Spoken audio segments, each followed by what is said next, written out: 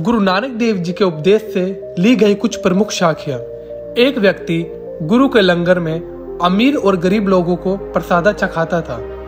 एक दिन वह सोचने लगा कि मैं लोगों को लंगर छकाता हूँ। तभी प्रसादा छक रहे एक व्यक्ति ने उससे कहा, भाई थोड़ी दाल मिलेगी? भाई जी ने कहा कि मेरे राज में सबको पेट भरकर खाना मिलेगा। रोजाना इसी तरह भाई में घमंड बढ़ता रहा। एक दिन वह सो रहा था।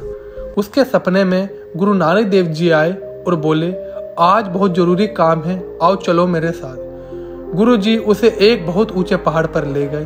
वह इतना ऊंचा पहाड़ था कि वहां सांस लेने में भी परेशानी हो रही थी। चारों तरफ बर्फ थी, वहां ठंड भी बहुत थी। उसने गुरु जी से कहा, गुरु जी यहाँ ठंड बहुत है और सांस लेने में भी दिक्कत हो रही है। गुरु जी ने कहा, घबरा मत, तुम्हारे सामने वाली जमीन को खोदो। भाई जी गुरु जी के कहने पर गड्ढा खोदने लगे।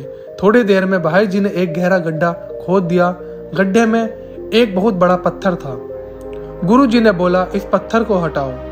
गुरु जी के कहने पर भाई जी ने पत्थर को गड्ढे से बाहर फेंक दिया।